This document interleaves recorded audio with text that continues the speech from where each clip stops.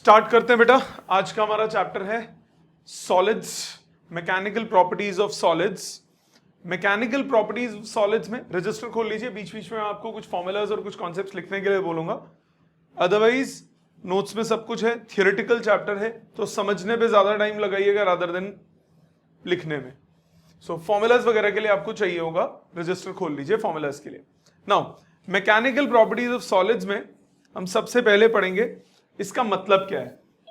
अगर हम बात करते हैं फिजिक्स की, फिजिक्स में हम दो चीजों की बात करते हैं, एक बात करते हैं एनर्जी की और दूसरी बात करते हैं मैटर की।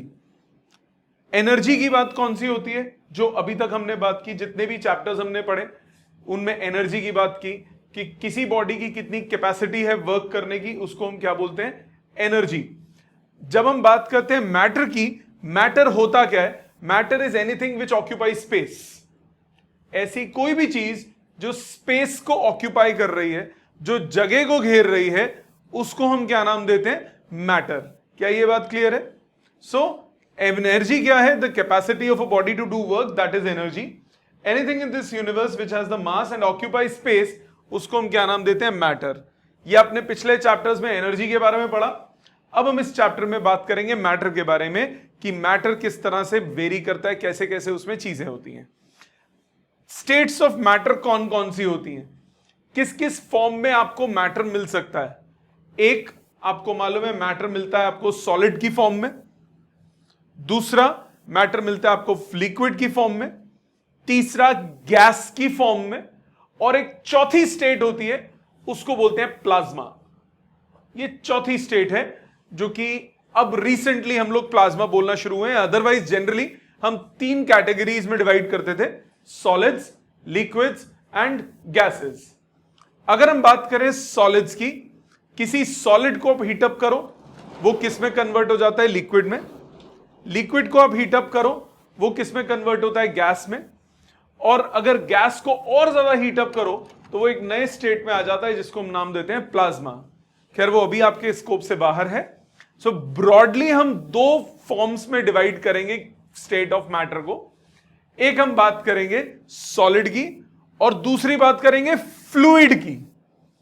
Fluid is anything which can flow, जो बह सके, भावनाएं नहीं, जो बह सके उसको हम क्या बोलते हैं? फ्लूइड। फ्लूइड को दो कैटेगरीज में डिवाइड करते हैं, लिक्विड्स और गैसेस में। ठीक है, तो जनरल स्टेट्स ऑफ मैटर चार होती हैं, solid, liquid, gases and plasma. Now solid है क्या? कोई भी सॉलिड क्या होता है? जिसका एक डेफिनेट स्ट्रक्चर हो, जिसकी एक डेफिनेट शेप हो, इंटरमॉलिक्यूलर फोर्सेस हो। तो सॉलिड क्या है? State of matter in which the constituent atoms और molecules are held strongly at a position of minimum potential energy and it has a definite shape and volume. Yes और no? Fluid में नहीं होता। जब हम liquid की बात करें, गैसेस की बात करें, गैसेस में तो बिल्कुल नहीं होता। उसमें क्या होता है? पार्टिकल्स के पास एनर्जी ज्यादा होती है, वो चारों तरफ स्प्रेड अप हो जाती है। वो किस में होता है? गैसेस में। जब हम बात करते हैं फ्लूइड की, वो भी बहता है, उसमें भी पार्टिकल्स के पास अपनी एनर्जी ज्यादा होती है। जो हम बात करें सॉलिड्स की, सॉलिड्स में इंडिपेंडेंट मूवमेंट नहीं होता पार्टिकल्स का। हर पार्टिकल, हर मॉलिक्यूल दूसरे मॉलिक्यूल से बाउंड होता है किसी फोर्स से। तो इसमें जो है आपके पास मूवमेंट, फ्री फ्लो नहीं होता। किसमें? सॉलिड्स की। तो इसमें सॉलिड्स में जो जितने भी पार्टिकल्स होंगे, जितने भी मॉलिक्यूल्स होंगे, जितने भी कॉन्स्टिट्यूएंट्स होंगे, उन वो आपस में क्या हो जाते हैं? बाउंड होते हैं। अब फोर्स अगर आप किसी बॉडी पे अप्लाई करते हो, अब हम डिफरेंट टर्म्स की बात करते हैं। जब भी आप किसी बॉडी पे फोर्स अप्लाई करते हो तो वो फोर्स क्या करती है? दो काम कर सकती है वो फोर्स। पहला काम वो क्या कर सकती है? बॉडी को एक जगह से दूसरी जगह में मूव कर सकती है, हां कि ना? So when you apply force, either state of the body changes, मतलब पोजीशन एक जगह से दूसरी जगह, स्टेट ऑफ रेस्ट किस में कन्वर्ट हो जाए? स्टेट ऑफ मोशन में। आपने पढ़ा है force is equal to mass into acceleration. तो जब आपने किसी बॉडी पे फोर्स लगाया, ये एक बॉडी है, इसको अगर आप फोर्स लगाते हो तो ये बॉडी मूव करती है एक जगह से दूसरी जगह तक। तो या तो स्टेट चेंज हो, दूसरा क्या हो सकता है? शेप या साइज चेंज हो। मतलब बॉडी को आपने स्ट्रेच कर दिया, बॉडी को कंप्रेस कर दिया, तब क्या चेंज हो जाएगा? स्टेट तब क्या चेंज हो जाएगा, शेप या साइज। सो जैसे आपने ये रबर बैंड है आपके हाथ में, रबर बैंड को आप फोर्स लगाओ, स्ट्रेच हो गया, तो ये क्या हो गया, शेप और साइज चेंज हुआ। जैसे ये वो बलून सा दिख रहा है आपको, पता नहीं बॉल्स होती है ना बच्चों की खेलने वाली, इनमें आपने फोर्स लगाया तो क्या हुआ, शेप चेंज हो गई बॉडी की। तो फोर्स लगाने से क्या होता है, फोर्स लगाने से दो काम हो सकते हैं, या तो बॉडी अगर वो परफेक्ट सॉलिड बॉडी है तो वो मूव कर जाए एक पोजीशन से दूसरी पोजीशन तक। दूसरा, अगर बॉडी परफेक्ट बॉडी नहीं है, अगर बॉडी हार्ड बॉडी है तो बॉडी अगर इलास्टिक बॉडी है तो बॉडी क्या हो जाए, शेप चेंज हो जाए उसका। तो ये दूसरा इफेक्ट होता है फोर्स का। सो अगर शेप चेंज हो जाए किसी बॉडी का, that change is called deformation. यहां आती है सबसे पहली टर्म जो आपको लिखनी है रजिस्टर में, रजिस्टर खोलिए। पहली टर्म जो हम बात करेंगे सॉलिड्स में इस चैप्टर में, उसको बोलते हैं डिफॉर्मेशन। डिफॉर्मेशन, और उसके लिए जो फोर्स है उसको हम नाम देते हैं डिफॉर्मिंग फोर्स। सो स्टेटमेंट लिखिए, deforming force is a force, deforming force is a force, deforming force is a force which when applied on a body, deforming force is a force which when applied on a body changes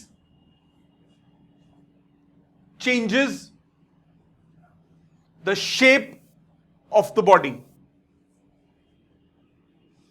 Deforming force is a force which when applied on a body changes the shape of the body. ठीक है, समझ में आ गया।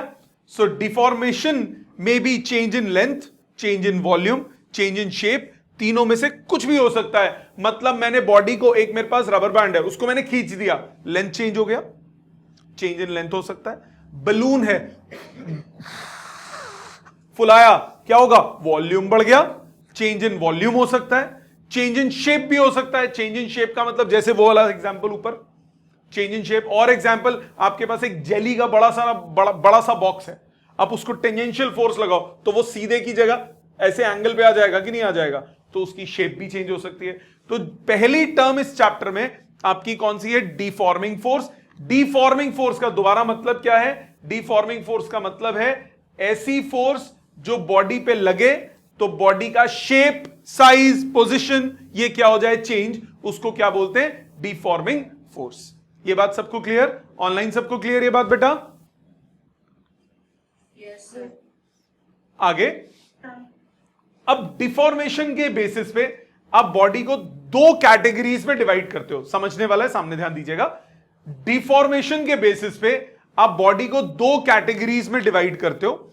सबसे पहली होती है rigid body. Rigid body का मतलब क्या हुआ, आपने फोर्स लगाई, वो डिफॉर्म नहीं हुई, टूट गई पर डिफॉर्म नहीं हुई, खिंचाव पैदा नहीं हुआ उसमें, उसको क्या बोलते हैं, रिजिड बॉडी। जैसे सपोज करो आपके पास एक आयरन की बॉल है, अब जितना मर्जी उसको धक्का मारो, खींचो, कुछ भी करो, वो स्ट्रेच नहीं हो रही कम फोर्सेस पे, तो वो क्या है, रिजिड बॉडी। तो रिजिड बॉडी कौन सी होती है, ऐसी बॉडी जिसपे आप डिफॉर्मिंग फोर्स लगाएं तो बॉडी में shape, position, shape size change ना हो। नॉन रिजिड बॉडी कौन सी होगी, जिसका शेप साइज चेंज हो जाए। नॉन रिजिड दो तरह की होती है, एक इलास्टिक और दूसरी प्लास्टिक। एक एक करके इनकी भी बात करेंगे। तो क्या बोला मैंने, डिफॉर्मेशन के कॉन्सेप्ट से बॉडी को आप दो कैटेगरीज में डिवाइड करते हो। पहली कौन सी, रिजिड बॉडी, दूसरी कौन सी, non rigid body. Non rigid body को दो कैटेगरीज में डिवाइड करते हो, एक होती है इलास्टिक और एक होती है प्लास्टिक। एक एक करके इनके वर्ड्स के अभी मतलब बताऊंगा, साथ में लिखने भी होंगे वो। पहली बात, रिजिड बॉडी कौन सी होती है, इसकी जरूरत नहीं है लिखने की। Rigid body generally means a hard solid object having definite shape and size, but in reality bodies can be stretched और कंप्रेस्ड और बेंड, डिपेंड करता है फोर्स ज्यादा लगाओ। जैसे स्टील की बात करो, स्टील की रॉड ले लो आप, स्टील की रॉड अगर आप लोगे, खींचने की कोशिश करो, नहीं खींचेगी, गर्म करके खींचो, खींच जाएगी। कंडीशंस पे डिपेंड करता है, ठीक है।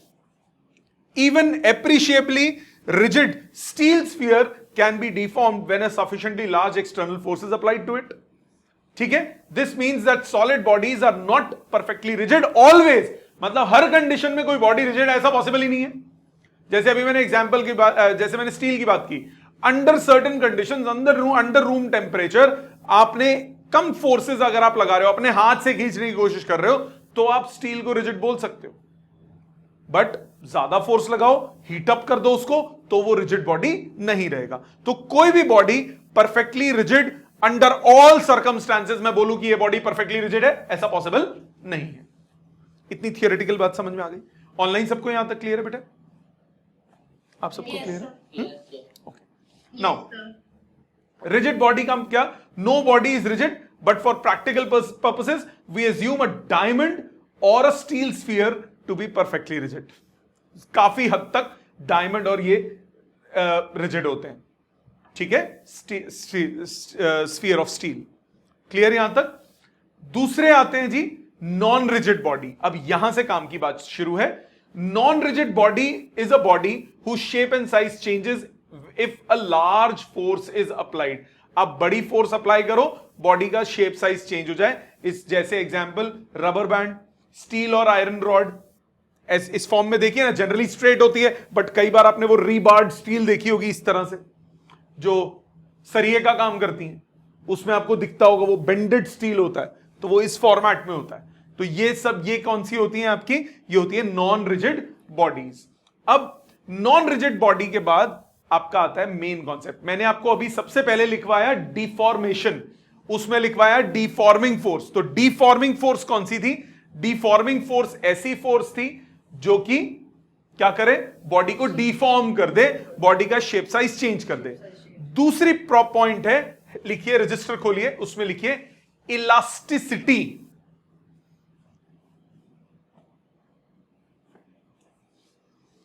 Elasticity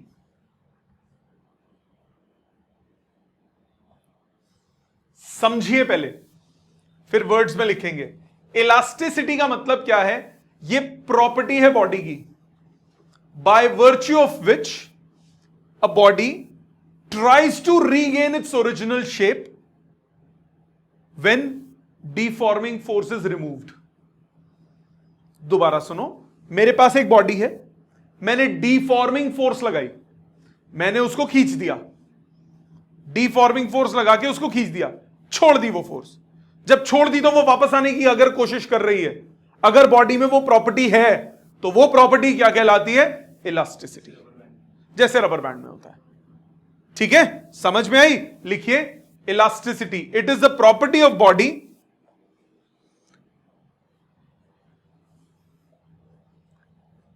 it is the property of body by virtue of which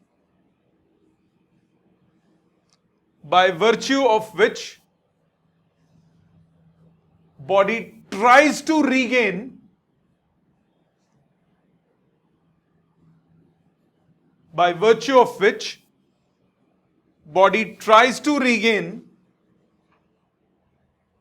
its original shape,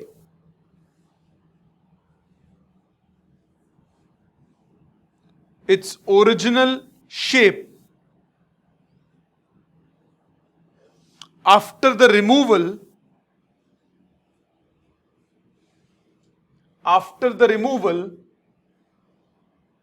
of deforming force, after the removal of deforming force। ठीक है, इसी से मिलती जुलती एक और टर्म लिखिए, प्लास्टिसिटी। प्लास्टिसिटी, पहला कौन सा टर्म बोला मैंने? इलास्टिसिटी। दूसरा कौन सा है? प्लास्टिसिटी। लिखिए, it is the property of body, it is the property of body by virtue of which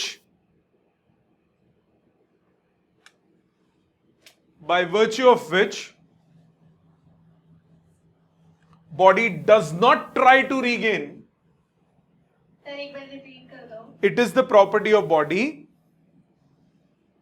by virtue of which body does not try to regain its original shape, does not try to regain its original shape after the removal of deforming force. ठीक है, जैसे clay, जैसे clay आपने जिस सांचे में ढाला उसी जैसा ही बन गया, वापस आने की कोशिश नहीं की, उसको क्या बोलते हैं? प्लास्टिसिटी। तो दो टर्म्स हमने बताई, नॉन रिजिड बॉडी में बताया था ना, दो टाइप की होती है, कौन सी? एक इलास्टिक और दूसरी प्लास्टिक। तो इलास्टिक बॉडी कौन सी होगी? जो अपने आप को वापस खींचने की कोशिश करेगी फोर्स के हटने के बाद। प्लास्टिक बॉडी कौन सी होगी? जो अपने आप को वापस खींचने की कोशिश नहीं करेगी। तो इलास्टिसिटी क्या है? Elasticity, the property of a body by virtue of which it tends to regain its original size and shape after the removal of deforming force. Got it? No problem? समझ में आ गया सबको यहां तक? अब इलास्टिसिटी का एग्जाम्पल, जैसे rubber band का एग्जाम्पल, आपने स्ट्रेच किया, छोड़ोगे वो वापस आएगा। प्लास्टिसिटी क्या बताया? अगर मैंने स्ट्रेच किया, बॉडी वापस नहीं आई, तो उस प्रॉपर्टी को हम क्या बोलते हैं? प्लास्टिसिटी। तो प्लास्टिसिटी क्या है? The property of body by virtue of which it does not regain its original shape, उसको हम क्या बोलते हैं? प्लास्टिसिटी। एग्जाम्पल इसका, जैसे क्ले का एग्जाम्पल, मिट्टी के बर्तन बनाते हैं उसका एग्जाम्पल, ये क्या हो गया? आपका प्लास्टिसिटी। दूसरा एग्जाम्पल ये डो का, इसको भी हम क्या बोल सकते हैं? प्लास्टिसिटी। तीसरा वैक्स का, ये भी क्या हो गया? प्लास्टिसिटी। परफेक्टली इलास्टिक बॉडी क्या होती है? रजिस्टर में अगली टर्म परफेक्टली इलास्टिक बॉडी, नाम से क्लियर है। Perfect elastic. What is perfect elastic? आपने खींचा, छोड़ा, 100% रीगेन कर गया, तो वो क्या हो गया? Perfectly elastic body. लिखिए, perfectly elastic body, perfectly elastic body is a body, perfectly elastic body is a body which completely regains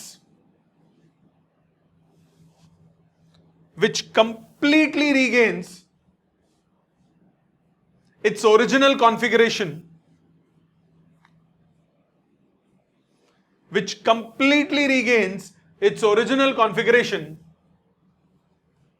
after the removal of deforming force. Deforming force खत्म होने के बाद वो पूरी तरह से वापस आ जाए अपने ओरिजिनल शेप साइज में, उसको हम क्या बोलते हैं? Perfectly elastic body. अगला पॉइंट, परफेक्टली प्लास्टिक बॉडी। क्या होगा ये बताओ? जो बिल्कुल भी ना हिले, मैंने खींचा, छोड़ा, वहीं की वहीं रह गई। तो लिखिए, perfectly plastic body is a body, जी, perfectly plastic body is a body which not at all, perfectly plastic body is a body which not at all regains its original configuration, which not at all regains its original configuration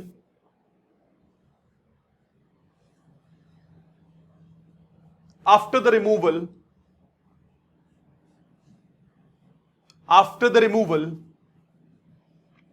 of deforming force. deforming force हटाने के बाद वो चिन्ना सा भी वापस ना आए, वो क्या होगी? Perfectly plastic. अब कोई भी बॉडी इस यूनिवर्स में, ना ही वो परफेक्टली इलास्टिक होगी, ना ही ये परफेक्टली प्लास्टिक होगी। मतलब हर एक में कुछ ना कुछ, हर इलास्टिक बॉडी में कुछ ना कुछ प्लास्टिक नेचर जरूर होगा, हर प्लास्टिक बॉडी में कुछ ना कुछ इलास्टिक नेचर जरूर होगा। ठीक है? So there is know body which is perfectly elastic, neither do perfectly plastic. जैसे क्या बोला? On the removal of deforming force the body regains it's original shape and size, then the body is said to be perfectly elastic. Example, quartz fibre और phosphor bronze, ये दो लगभग perfectly elastic है, 100% कोई भी नहीं होता। ठीक है? परफेक्टली इलास्टिक के दो एग्जाम्पल्स जो कॉमनली हैं, वो है क्वार्ट्ज फाइबर और फॉस्फर ब्रॉन्ज। इसके बाद परफेक्टली प्लास्टिक बॉडी कौन सी होती है? मैंने बताया परफेक्टली प्लास्टिक बॉडी जो बिल्कुल भी वापस ना आए। On the removal of deforming force the body does not have any tendency to regain its original shape and size, उसको हम क्या बोलेंगे? Perfectly plastic. Example paraffin wax, wet clay, putty, ये क्या होते हैं? Perfectly plastic. ठीक है, पुट्टी तो पता है ना, पेंट वगैरह में यूज करते हैं putty, POP, plaster of Paris के साथ मिला के। ठीक है, वो क्या होती है? वो अपनी जगह पे जैसे आपको मोल्ड कर दो वो वैसे हो जाती है, थोड़ा सा भी वापस आने, मतलब बहुत नेग्लिजिबल इसमें इलास्टिक नेचर होगा। Practically there is no material which is either perfectly elastic और perfectly plastic and the behaviour of actual bodies lie between the two extremes. तो ये दोनों कंडीशंस हैं कि बॉडी परफेक्टली इलास्टिक है या परफेक्टली प्लास्टिक है, ये दो आइडियल सिचुएशंस हैं। हर बॉडी उसके बीच में होगी। जो ज्यादा प्लास्टिसिटी की तरफ चली जाएगी, जितनी ज्यादा वो प्लास्टिक होगी उतना बेटर वो प्लास्टिक नेचर होगा। जिसका ज्यादा इलास्टिक की तरफ होगा वो ज्यादा इलास्टिक नेचर होगा। ठीक है, आगे इंटरनल रिस्टोरिंग फोर्स। अब ये काम की चीज है। बॉडी वापस क्यों आती है? बॉडी वापस क्यों आती है? ध्यान दो, आपने रबर बैंड का एग्जाम्पल देखते हैं। आपने एक रबर बैंड को खींचा, आपने उस पर जो फोर्स लगाई, उस फोर्स को क्या नाम देते हैं हम? Deforming force. जब हम फोर्स लगाते हैं, बॉडी को स्ट्रेच करते हैं, तो जो फोर्स लगती है उसको क्या बोलते हैं? Deforming force. छोड़ा, वो वापस आई। वो वापस क्यों आई? कोई ना कोई फोर्स ऐसी होगी जो उसे वापस खींच रही होगी कि नहीं? अगर मैं किसी बॉडी को स्ट्रेच करता हूं और छोड़ता हूं, वो अगर उसमें इलास्टिक नेचर है तो वो वापस आती है। अब जब वो वापस आती है तो वो वापस क्यों आएगी? क्योंकि उसमें कुछ ना कुछ क्या होगा? Elastic nature. तो वो जो वापस खींचने वाली फोर्स है उसको हम क्या बोलते हैं? रिस्टोरिंग फोर्स या फिर इंटरनल रिस्टोरिंग फोर्स। अगर internal restoring force applied force के बराबर है, दोबारा ध्यान से सुनो, अगर internal restoring force applied force माने जो डिफॉर्मिंग फोर्स आपने लगाई, डिफॉर्मिंग फोर्स के बराबर है, तो बॉडी होगी परफेक्टली इलास्टिक। दोबारा मैंने बोला, अगर रिस्टोरिंग फोर्स अप्लाइड फोर्स के बराबर आ गए, तो जितना आपने खींचने में फोर्स लगाई उतनी उसने रिस्टोर करने में लगा ली, तो वो क्या हो जाएगी? Perfectly elastic. अगर रिस्टोरिंग फोर्स 0 है तो वो क्या होगी? Perfectly plastic body. क्या ये बात समझ में आती है? यहां तक सबको क्लियर? सो आपको क्या बोला, जैसे आपने डिफॉर्मिंग फोर्स लगाई, जब आप इसको छोड़ दोगे तो उसको क्या लगेगा पीछे? Internal restoring force. तो जब डिफॉर्मिंग फोर्स और इंटरनल रिस्टोरिंग फोर्स ये दोनों एक्ट करती है, जिसकी वजह से बॉडी क्या होती है? रिस्टोर करने की कोशिश करती है। वो एक एग्जांपल, आपने जैसे इस पे हाथ लगाया तो छापा पड़ गया, वापस वो अपनी जगह पे आता है, तो वो क्या हो गया? Restoring force. ठीक है, डिफॉर्मिंग फोर्स आपने लगाई, उसमें क्या लगाया? रिस्टोरिंग फोर्स लगाया। ये जो रिस्टोरिंग फोर्स है इसको क्या बोलेंगे? Internal restoring force. Internal restoring force अगर बराबर होगी तो क्या हो जाएगा? बॉडी ओरिजिनल शेप और साइज में वापस आ जाएगी। The force which brings the body to its original shape is called internal restoring force. Got it? यहां तक सबको समझ? तो इलास्टिक बॉडी अगर होगी तो डिफॉर्मिंग फोर्स रिस्टोरिंग फोर्स के बराबर होगी। अगर प्लास्टिक बॉडी होगी तो डिफॉर्मिंग ज्यादा होगी और रिस्टोरिंग कम होगी। अगर परफेक्टली प्लास्टिक है तो रिस्टोरिंग क्या हो जाएगी? 0। क्या ये बात समझ में आ गई सबको? ऑनलाइन सबको क्लियर बेटा? आप सबको क्लियर है? ठीक है, अब इससे हम डिफरेंशिएट करते हैं इलास्टिक बॉडी और प्लास्टिक बॉडी के बीच में। इलास्टिक बॉडी और प्लास्टिक बॉडी में क्या कंपैरिजन है? पहला, बॉडी रीगेन्स, इलास्टिक जो होगी वो रीगेन करेगी ओरिजिनल शेप और साइज को। प्लास्टिक बॉडी बिल्कुल रीगेन नहीं करेगी या कम करेगी। इलास्टिसिटी जो होती है इलास्टिक बॉडी, उसमें टेम्पररी डिफॉर्मेशन आता है। मैंने खींचा, वो खिंच तो गई, बाद में वापस आई ना, तो उसको हम क्या बोलेंगे? Temporary deformation. अगर प्लास्टिक बॉडी है तो उसमें क्या होगा? परमानेंट डिफॉर्मेशन होगा। जैसे क्ले को खींचा, छोड़ दिया, वो वहीं रह गया, तो वो जो डिफॉर्मेशन है वो क्या होगी? Permanent deformation. तो इलास्टिक बॉडी में डिफॉर्मिंग फोर्स और इंटरनल रिस्टोरिंग फोर्स क्या होंगी? बराबर। और प्लास्टिक बॉडी में डिफॉर्मिंग फोर्स ज्यादा होगी, रिस्टोरिंग फोर्स कम होगी। जितना ज्यादा वो प्लास्टिसिटी होगी उतनी रिस्टोरिंग फोर्स कम हो जाएगी। इंटरमॉलिक्यूलर फोर्सेस इलास्टिक बॉडी में ज्यादा होती हैं ताकि वो वापस ओरिजिनल पोजीशन पे ला सके, उसमें कम होती हैं। एग्जाम्पल्स रबर वगैरह हो गए इलास्टिक के, clay, wax, mud, dough, putty, ये सब किसके हो गए? प्लास्टिक बॉडी के। यहां तक क्लियर? ऑनलाइन सबको यहां तक क्लियर? ओके जी, आगे चलते हैं। इलास्टिक बिहेवियर सॉलिड्स का, इसमें सबसे पहला टर्म इलास्टिक बिहेवियर में, सॉलिड में हर एटम या मॉलिक्यूल सराउंड करेगा दूसरे एटम्स या मॉलिक्यूल्स को। These are bound together by inter-atomic और intermolecular forces and stay in stable equilibrium position। कोई भी सॉलिड में यही होता है, आपस में फोर्सेस लगती हैं जिसकी वजह से उसमें क्या होता है? इक्विलिब्रियम अटेन्ड रहता है। Now when a solid is deformed, the atoms or molecules are displaced from their equilibrium position, causing it to change in intermolecular and interatomic distances। Yes or no? Self explanatory. मैंने एक solid को खींचा, अंदर के जो molecules हैं उनके बीच के डिस्टेंसेस चेंज हो गए क्योंकि स्ट्रेच हो गया, पोजिशनिंग चेंज हो गई मॉलिक्यूल्स की, एटम्स की, तो उनके डिस्टेंसेस चेंज हो गए, तो ऑब्वियसली इंटरमॉलिक्यूलर जो इक्विलिब्रियम था वो डिस्टर्ब हो गया।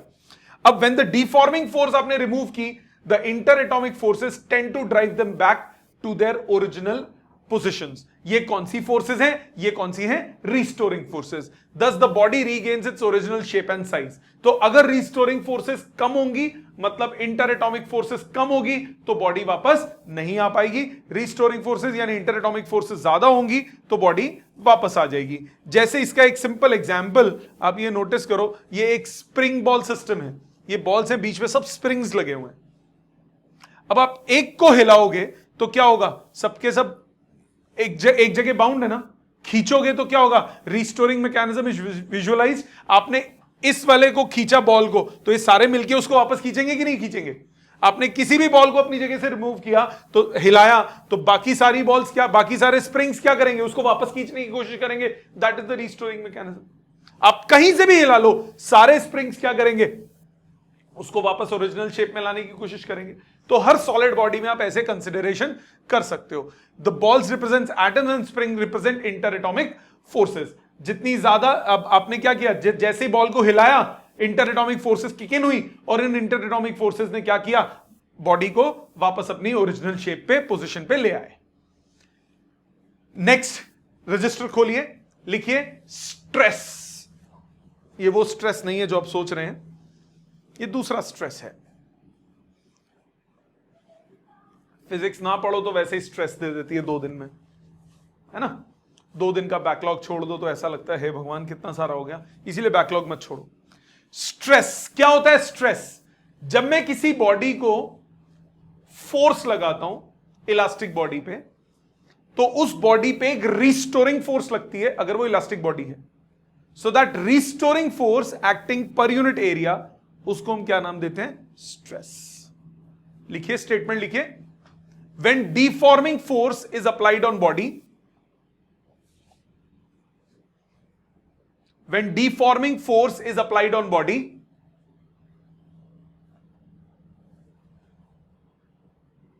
body gets deformed. Body gets deformed.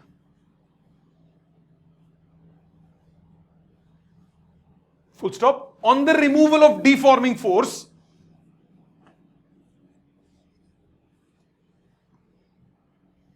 on the removal of deforming force,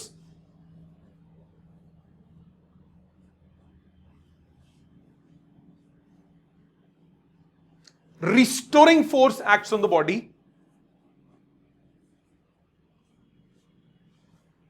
Restoring force acts on the body, due to which body tries to regain its original configuration. Body tries to regain its original configuration. This restoring force,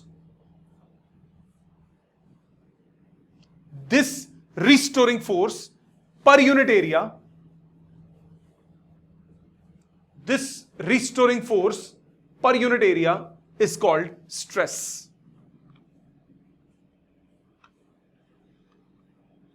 this restoring force per unit area is called stress. तो आपने body को खींचा, छोड़ा, body वापस आई, restoring force जो act कर रही है यूनिट एरिया में, मतलब फोर्स अपॉन एरिया, ये क्या कहलाता है? स्ट्रेस। अब एक मेरी बात ध्यान से सुनो, मतलब स्ट्रेस का फॉर्मूला क्या बना? लिखो stress is equal to restoring force divided by area. हां कि ना? मानते हो बेटा? Restoring force per unit area का मतलब क्या हुआ कि जो स्ट्रेस का फॉर्मूला बना वो बना restoring force divided by area. अगली लाइन में, for perfectly elastic body, for perfectly elastic body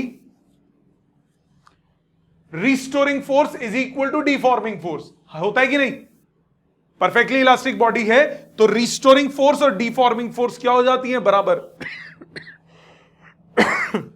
For perfectly elastic body, restoring force is equal to deforming force. Therefore, for perfectly elastic body, stress is equal to, for perfectly elastic body, stress is equal to deforming force divided by area. हाँ कि ना? अब मानते हो कि नहीं? तो वैसे फॉर्मूला क्या है? वैसे फॉर्मूला है restoring force divided by area.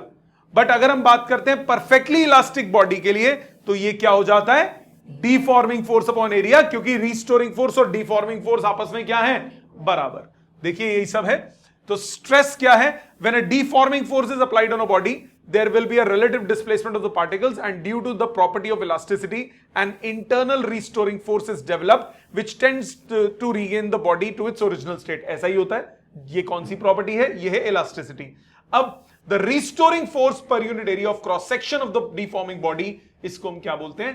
Stress. ठीक। सो स्ट्रेस का फॉर्मूला मैथमेटिकली क्या बनेगा? वो स्ट्रेस था। ये एक बॉडी है, आपने इसको खींचा, ब्रॉड कर दिया, रिस्टोरिंग फोर्स अंदर की तरफ एक्ट हुई, इंटरनल रिस्टोरिंग फोर्स। अगर परफेक्टली इलास्टिक बॉडी है तो डिफॉर्मिंग फोर्स और रिस्टोरिंग फोर्स क्या हो जाएंगे? इक्वल हो जाएंगे। होंगे ना बेटा? तो स्ट्रेस मैंने क्या बोला? स्ट्रेस का फॉर्मूला है restoring force divided by area. Stress आपका इसमें परफेक्टली इलास्टिक बॉडी के लिए क्या हो गया? Applied force divided by area of cross section. So stress is defined as internal restoring force per unit area, but for perfectly elastic body you may write it as applied force per unit area of cross section. अब इसके units क्या होंगे? Simple सी बात है, force upon area है तो units क्या होंगे? Newton divided by metre square. इसके यूनिट्स हो जाएंगे न्यूटन पर मीटर स्क्वायर। इसके सीजीएस यूनिट्स हो जाएंगे डाइन्स पर सेंटीमीटर स्क्वायर। होंगे कि नहीं होंगे? इसका ऐसा unit Newton per metre square किसका होता है? प्रेशर का। तो इसका दूसरा यूनिट, इसको पास्कल में भी रिप्रेजेंट कर सकते हो, प्रेशर के पास्कल होते हैं ना। सो आप लिखे न्यूटन पर मीटर स्क्वायर या लिखे पास्कल। डायमेंशंस क्या होंगी? डायमेंशंस अगर निकालो, फोर्स अपॉन एरिया है तो स्ट्रेस क्या हो गया? Force upon area. फोर्स की डायमेंशंस क्या होती हैं? m1 l1 t - 2। एरिया की डायमेंशंस क्या होती हैं? l2। डिवाइड कर दें, क्या बनेगा? m1 l - 1 t - 2।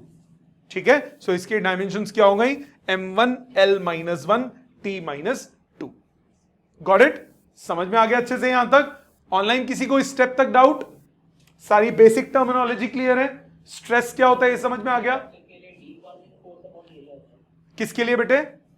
Perfectly elastic के लिए। देखो, जो restoring force upon area of cross section है वो तो हर जगह चलेगा, but specifically for perfectly elastic body, चाहे आप deforming force restoring force per unit area लिखो या deforming force per unit area लिखो, फर्क नहीं पड़ता, but only for perfectly elastic body. ठीक है। अब units and dimensions of stress are same as that of pressure. यही होता है ना, प्रेशर के सेम डायमेंशंस होते हैं। अब there are two ways in which a solid change its dimensions when an external force acts. मतलब आपने फोर्स लगाया, बॉडी में क्या क्या हो सकता है, किस किस तरह के चेंज आ सकते हैं, उनकी अब बात करते हैं। पहला है, इस पे हेडिंग डालिए, रजिस्टर खोलिए, उसमें लिखिए टाइप्स ऑफ स्ट्रेस। पहला है normal stress, types of stress. एक है नॉर्मल स्ट्रेस और दूसरा है tangential stress. Normal stress, tangential stress. समझो पहले, नॉर्मल स्ट्रेस का मतलब क्या होता है? ऐसा स्ट्रेस जो कि परपेंडिकुलर फोर्स की वजह से लगे। मतलब अगर फोर्स परपेंडिकुलर हो एरिया ऑफ क्रॉस सेक्शन के, तो उसको हम क्या बोलेंगे? उसमें जो स्ट्रेस डेवलप होगा वो क्या कहलाएगा? Normal stress. टेंजेंशियल नाम से ही क्लियर है, अगर फोर्स सरफेस के टेंजेंट के अलोंग हो तो उसको हम क्या नाम देंगे? Tangential stress. अभी डायग्राम में दिखता है। ये दो तरह के होते हैं। नॉर्मल स्ट्रेस भी दो तरह के होते हैं। नॉर्मल स्ट्रेस को आप डिवाइड करते हो, पहले तो इसका basic, if a stress is normal to the surface it is called normal stress. Normal to the surface का मतलब परपेंडिकुलर। दूसरा टेंजेंशियल स्ट्रेस का मतलब क्या होगा? जब वो टेंजेंट होगा। अब जब नॉर्मल स्ट्रेस की बात करेंगे, the stress is always normal in the case of change in length of the body, volume of the body. जब भी ऐसा होगा तो वो नॉर्मल स्ट्रेस की कैटेगरी में आएगा। नॉर्मल स्ट्रेस कौन कौन से टाइप के होते हैं? एक होता है लॉन्गिट्यूडनल, दूसरा होता है वॉल्यूमेट्रिक और बल्क। नॉर्मल स्ट्रेस किस किस फॉर्म में आता है? एक होता है लॉन्गिट्यूडनल और दूसरा होता है वॉल्यूमेट्रिक। लॉन्गिट्यूडनल का मतलब जब लेंथ चेंज हो, वॉल्यूमेट्रिक का मतलब जब वॉल्यूम चेंज हो। आपके पास एक वायर है, आपके पास एक वायर है, आपने खींच, उसमें मास अटैच कर दिया तो वो नीचे खींचेगा। जब वो खींचेगा तो जो स्ट्रेस डेवलप होगा वो कौन सा स्ट्रेस होगा? Longitudinal stress. इसी तरह वॉल्यूमेट्रिक स्ट्रेस, आपके पास बलून है, फूंक मारी, वो एक्सपैंड हुआ, वो क्या हुआ? वॉल्यूमेट्रिक स्ट्रेस, वॉल्यूम बढ़ गया। अगर आप बाहर से फोर्स लगाओगे, कम कर रहे हो आप वॉल्यूम, वो भी क्या होगा? Volumetric stress. वॉल्यूमेट्रिक स्ट्रेस को कई बार एक और नाम दे देते हैं, उसको हम कई बार बोल देते हैं नहीं, शेयर नहीं, वॉल्यूमेट्रिक स्ट्रेस का एक ये इसी कैटेगरी में वो आता है, उसको बोलते हैं hydraulic stress. Hydraulic stress, hydraulic stress क्या होता है? अगर बॉडी की ज्योमेट्रिकल शेप सेम हो, जैसे ये मैंने बात की अभी उसकी, किसकी? बलून की। तो बलून आपने एक्सपैंड किया तो बलून का साइज बढ़ गया। ज्योमेट्रिकल शेप तो पहले भी स्फीयर था, बाद में भी स्फीयर है, सिर्फ साइज चेंज हो गया। तो जब भी आपका साइज चेंज हो, ज्योमेट्रिकल शेप सेम हो, कई बार उसको एक और नाम से कैटेगरी दे देते हैं, वो कौन सी होती है? Hydraulic stress. अदरवाइज जनरली आप नॉर्मल स्ट्रेस को दो कैटेगरीज में डिवाइड करते हो, एक होता है लॉन्गिट्यूडनल और दूसरा कौन सा होता है? वॉल्यूमेट्रिक। सो लॉन्गिट्यूडनल स्ट्रेस क्या है? When the normal stress changes the length of the body, then the stress is called longitudinal stress. तो लॉन्गिट्यूडनल स्ट्रेस होगा क्या? चीज वही, deforming force divided by area of cross section. Formula सबके same है, चाहे वो कोई भी हो, बट टाइप अलग अलग है। इसी तरह से वॉल्यूमेट्रिक स्ट्रेस, लॉन्गिट्यूडनल स्ट्रेस के भी दो टाइप। अब ऐसा भी हो सकता है कि मैं खींच के लंबा करूं, ऐसा भी हो सकता है मैं कंप्रेस कर दूं। तो अगर मैं लंबा कर रहा हूं तो वो क्या कहलाएगा? टेंसाइल। और अगर कम कर रहा हूं तो क्या कहलाएगा? कंप्रेसिव। ठीक। सो क्या क्या हुआ कैटेगरी? दोबारा सुनो। स्ट्रेस दो टाइप, कौन सा? नॉर्मल और टेंजेंशियल। नॉर्मल स्ट्रेस दो टाइप, कौन सा? लॉन्गिट्यूडनल और वॉल्यूमेट्रिक। लॉन्गिट्यूडनल दो टाइप, टेंसाइल और कंप्रेसिव। ये सब लर्निंग वर्क है, ठीक है। सो टेंसाइल स्ट्रेस में क्या होता है? टेंसाइल स्ट्रेस में if rod is stretched by two equal forces applied normal to its cross sectional area, then restoring force developed per unit area is called tensile stress. Compressive में क्या होगा? अगर rod को कंप्रेस कर दें अंदर direction तो वो क्या कहलाएगा? Compressive stress. जो स्ट्रेस डेवलप होगा, फॉर्मूलास मैथमेटिकल सबका सेम है, सब है फोर्स अपॉन एरिया, बट अलग अलग सिचुएशन में जब अलग अलग फोर्सेस लगती हैं तो अलग अलग टाइप के स्ट्रेस डेवलप होते हैं, ठीक। वॉल्यूमेट्रिक स्ट्रेस कौन सा होगा? जब आपने नॉर्मल स्ट्रेस लगाया और बॉडी का वॉल्यूम चेंज हो गया तो वो क्या कहलाएगा? Volumetric stress. So when forces of equal magnitude act on the body normally from all the directions, the volume of the body changes. ये वॉल्यूम है, आपने बाहर से अंदर की तरफ फोर्स लगाया, वॉल्यूम चेंज हो गया, वॉल्यूम छोटा हो गया, तो ये जो स्ट्रेस डेवलप होगा इसको हम क्या नाम देंगे? Volumetric stress. तो वॉल्यूम थोड़ा सा डिक्रीज हुआ, चीज वही है, applied force divided by area. Applied force upon area, इसको हम बोलते हैं चेंज इन प्रेशर, ठीक। Delta P. Shearing stress, shearing stress या टेंजेंशियल स्ट्रेस एक ही बात है। शियरिंग स्ट्रेस बोलो या टेंजेंशियल स्ट्रेस बोलो, एक ही बात है। जैसे ये आपके पास एक क्यूब है, आपने इस क्यूब पे टेंजेंशियल फोर्स लगाई टेंजेंट के अलोंग, तो क्यूब का शेप चेंज हो गई। जैसे जेली सोचो, जेली ये जेली सोच लो, जेली को अगर मैं हॉरिजॉन्टली फोर्स लगाऊंगा तो क्या होगा, उसकी शेप चेंज हो जाएगी ना, वो ऐसे बेंड हो जाएगी। तो ये जो स्ट्रेस डेवलप हुआ इसको हम क्या बोलेंगे, शियरिंग स्ट्रेस बोल दो या फिर दूसरा नाम टेंजेंशियल स्ट्रेस बोल दो, एक ही बात है। ठीक, समझ में आ गई सबको सारे टाइप के स्ट्रेस। एक बार दोबारा, स्ट्रेस होता क्या है, फोर्स अपॉन एरिया। कौन सी force, restoring force upon area. अगर परफेक्टली इलास्टिक बॉडी है तो डिफॉर्मिंग फोर्स अपॉन एरिया भी बोल सकते हो, रिस्टोरिंग फोर्स अपॉन एरिया भी बोल सकते हो। स्ट्रेस दो टाइप के, नॉर्मल और टेंजेंशियल। नॉर्मल स्ट्रेस दो टाइप के, टेंसाइल और लॉन्गिट्यूडनल और वॉल्यूमेट्रिक। लॉन्गिट्यूडनल दो टाइप के, टेंसाइल और कंप्रेसिव। लॉन्गिट्यूडनल में क्या होता है, लेंथ बढ़ेगी तो टेंसाइल, लेंथ कम होगी तो कंप्रेसिव। वॉल्यूमेट्रिक में वॉल्यूम चेंज होता है। टेंजेंशियल स्ट्रेस में क्या होता है, जब आप टेंजेंट के अलोंग फोर्स लगाओ, टेंजेंट के अलोंग फोर्स लगाओ, बॉडी की शेप चेंज हो जाए, तो इसको हम क्या बोलते हैं, टेंजेंशियल स्ट्रेस या फिर शियरिंग स्ट्रेस। ठीक है, फोर्स फॉर्मूला सबके सेम है, force divided by area. Got it, यहां तक सबको समझ में आ गया? ऑनलाइन सबको क्लियर यहां तक? Yes sir. ओके, आगे स्ट्रेन क्या होता है?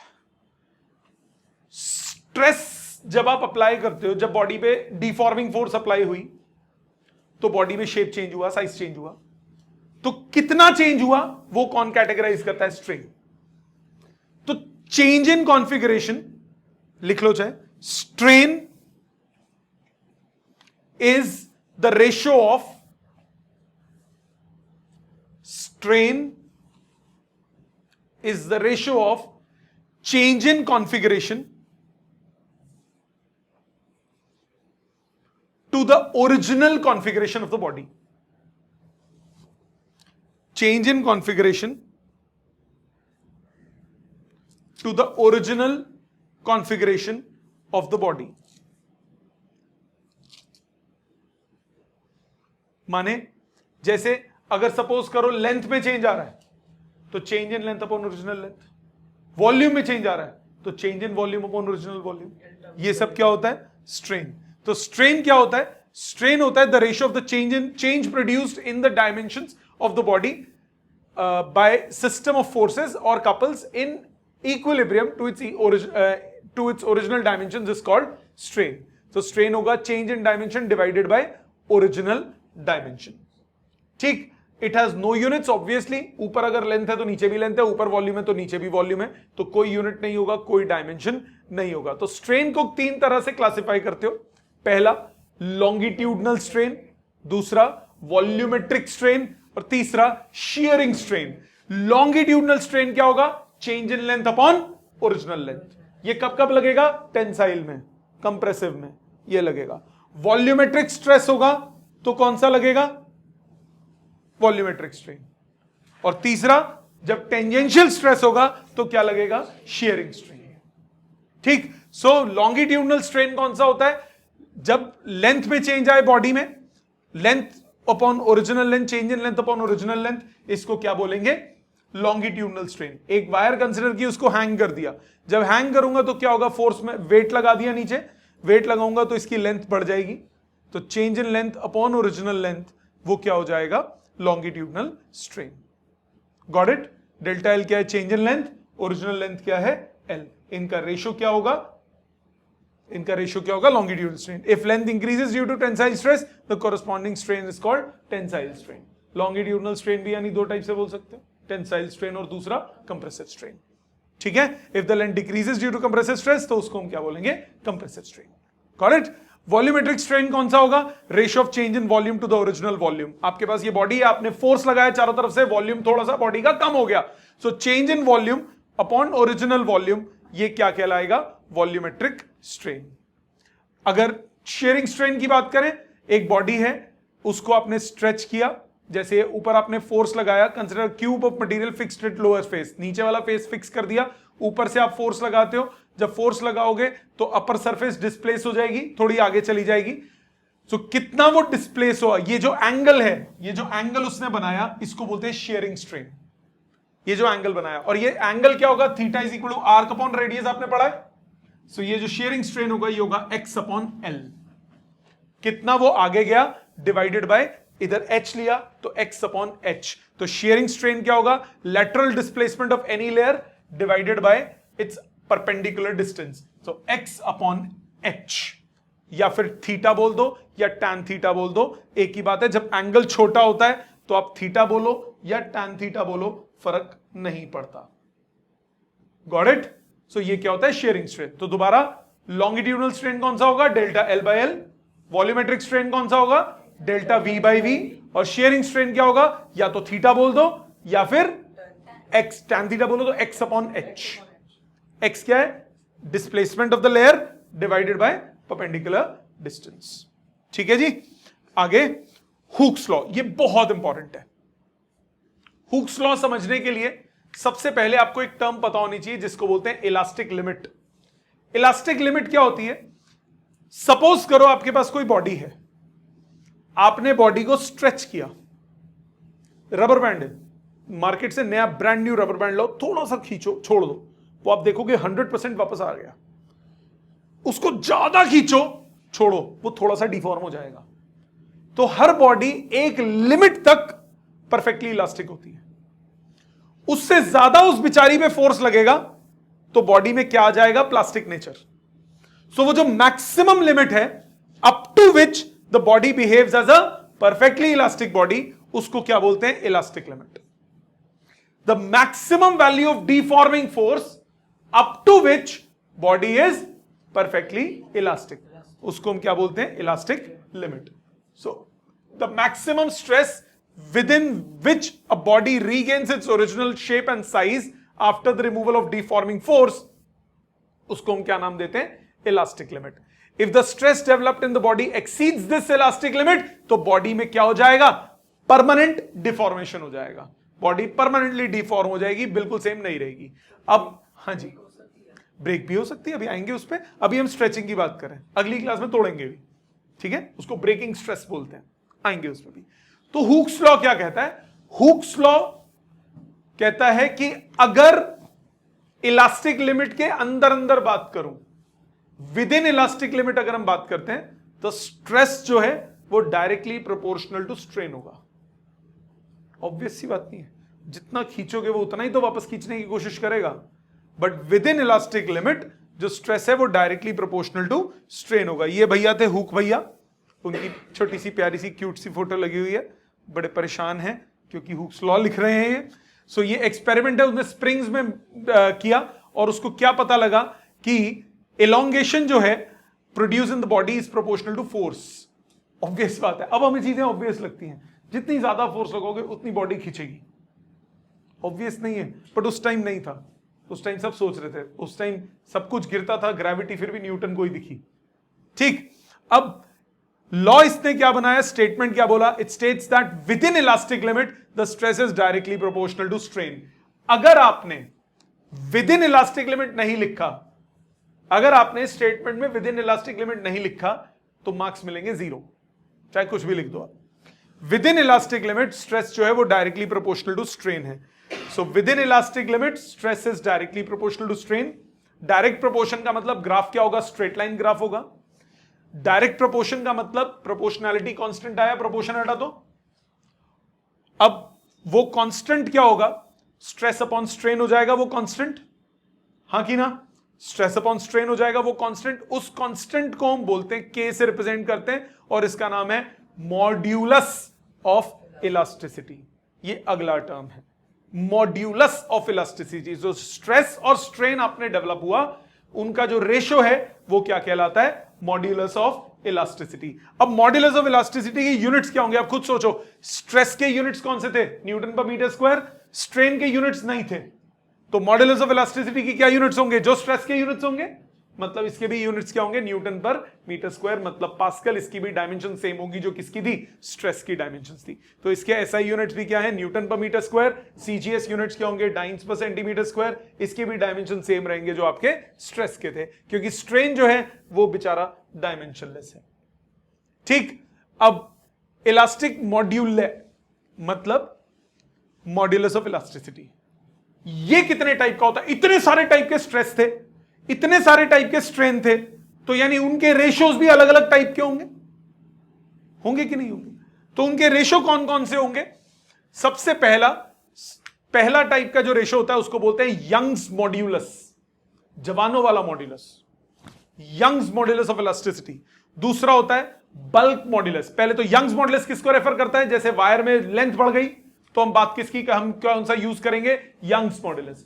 अगर वॉल्यूम चेंज हो जाए तो हम यूज करते हैं बल्क मॉड्यूलस। इसको कैपिटल के, कई बार कैपिटल बी से भी रिप्रेजेंट कर सकते हो, फर्क नहीं पड़ता, दोनों रिप्रेजेंटेशन चलती हैं, बल्क मॉड्यूलस, यंग्स मॉड्यूलस। तीसरा, अगर शेप चेंज हो, मतलब टेंजेंशियल स्ट्रेस मैंने लगाया तो क्या होगा? शेप चेंज होगा, तो जो मॉड्यूलस यूज करेंगे उसको बोलते हैं मॉड्यूलस ऑफ रिजिडिटी। तो तीन है मॉड्यूलस ऑफ इलास्टिसिटीज। पहला कौन सा? Young's modulus. जब लेंथ वगैरह में चेंज हो तो क्या यूज करोगे? Young's modulus. जब वॉल्यूम में चेंज आए तो क्या यूज करोगे? Bulk modulus. और जब शेप में चेंज आए तो क्या यूज करोगे? Modulus of rigidity. एक एक करके बात करते हैं। यंग्स मॉड्यूलस क्या होगा?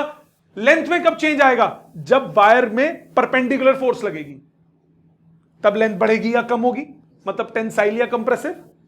मतलब नॉर्मल स्ट्रेस है तो सबके सब, चाहे वो कोई भी मॉड्यूलस ऑफ इलास्टिसिटी हो, है सबके सब स्ट्रेस और स्ट्रेन का रेशो। तो normal stress divided by longitudinal strain, वो क्या हो जाएगा? Young's modulus.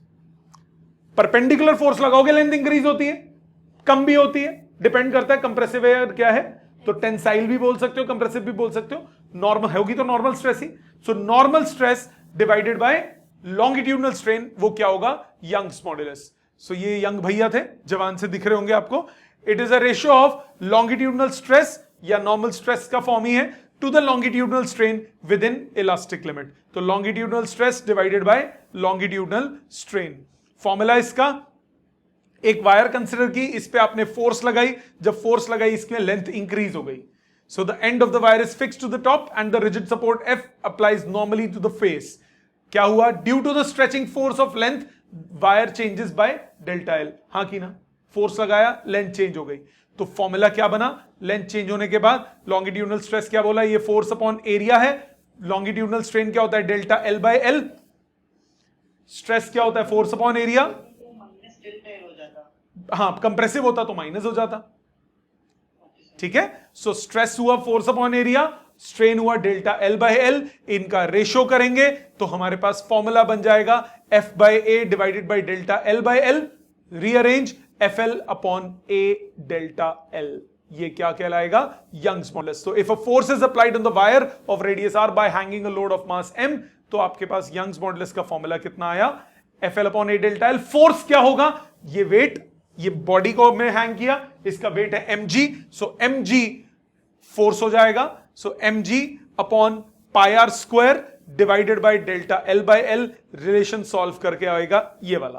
पॉइंट इज, ये तो सिर्फ एक यूज केस बता दिया। तो बाय चांस जनरल फॉर्मूला आपको अगर देखना है किसका? लॉन्गिट्यूडनल स्ट्रेन का जनरल फॉर्मूला आपको देखना है, लॉन्गिट्यूडनल कह रहा हूं, यंग्स मॉडुलस का, तो वो फॉर्मूला क्या होगा? FL upon A delta L. अगर हैंग कर रहे हो कोई मास तो उसके फोर्स की जगह क्या यूज हो जाएगा? mg। वायर का रेडियस दिया है तो एरिया की जगह क्या यूज हो जाएगा? पाई आर स्क्वायर। बाकी ये रिलेशन बन जाएगा उससे फिर, ठीक है ना। फोर्स की जगह क्या यूज हो गया? mg, और एरिया की जगह क्या यूज हो गया? पाई आर स्क्वायर। तो ये रिलेशन हुआ। इसके भी यूनिट्स सबके सेम ही है, नो डिफरेंस व्हाटसोएवर। डायमेंशंस वही सेम, स्ट्रेस वाले, ठीक। अब अगर बाय चांस, अभी मैंने क्या किया था? वायर थी, उसके नीचे मास को हैंग किया था। अब एक वायर है जो खुद हैवी है, नीचे कोई मास नहीं हैंग किया, तो इस वायर में अपने वेट की वजह से स्ट्रेचिंग हो रही है।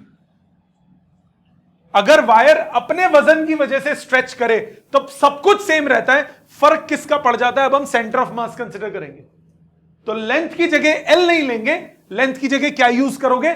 L/2। बाकी एग्जैक्ट रिलेशन सेम। फॉर्मूला क्या था? FL upon A delta L.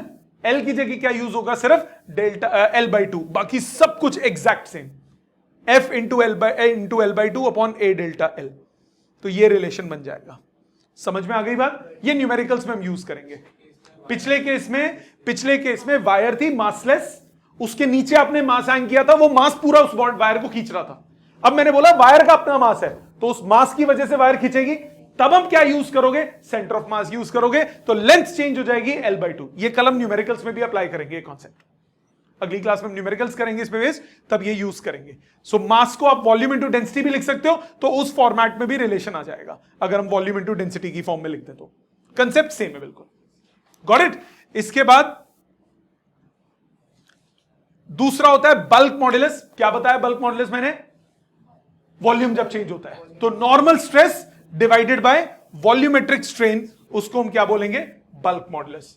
तो normal stress volume stress divided by volumetric strain. So normal stress क्या होता है, F upon area, F upon area, और वॉल्यूमेट्रिक स्ट्रेन क्या होता है, delta V by V. Minus sign क्यों यूज किया, क्योंकि जब हम एक्सपैंड करेंगे, बाहर की तरफ फोर्स लगाएंगे, वॉल्यूम बढ़ता है। जनरली क्या होता है, जब फोर्स लगाते हैं तो वॉल्यूम क्या हो जाता है, रिड्यूस हो रहा है, तो रिड्यूस हो रहा है तो minus delta V by we.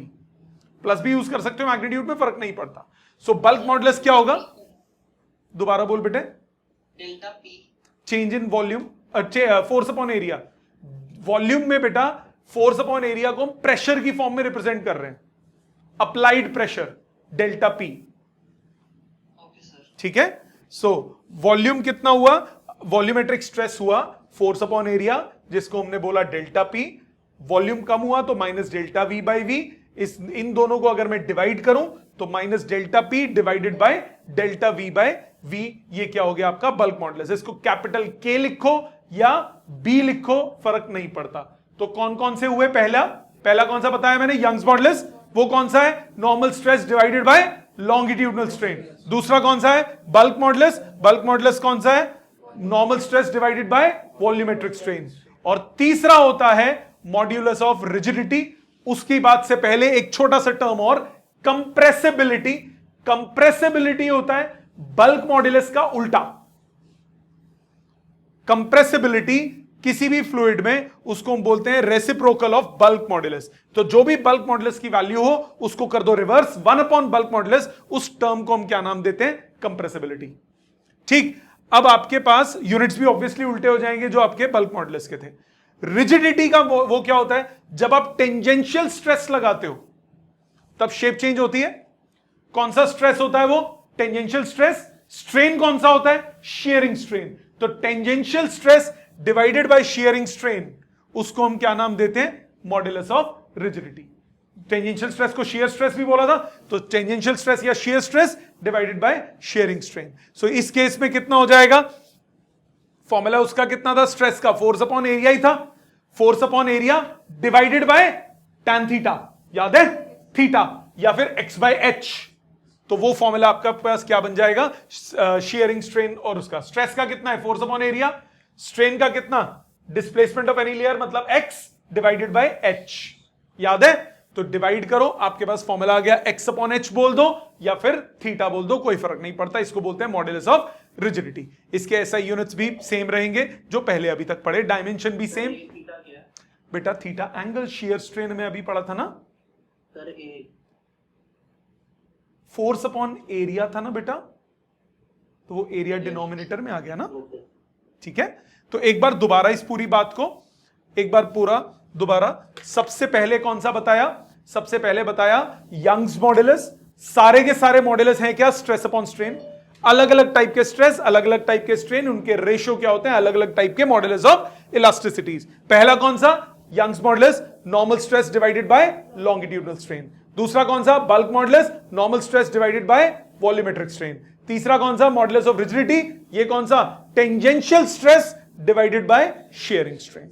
जितने फॉर्मूलाज हैं आज, जितने मैंने बेसिक कॉन्सेप्ट बताए, नेक्स्ट क्लास में मुझे सब लर्न चाहिए कि ये टाइप के होते हैं, ये फॉर्मूलाज हैं, ठीक है। अगली क्लास में पहले हम इसके न्यूमेरिकल्स करेंगे इस पे बेस्ड, फिर हम आगे चलेंगे, ठीक है। Thank you very much.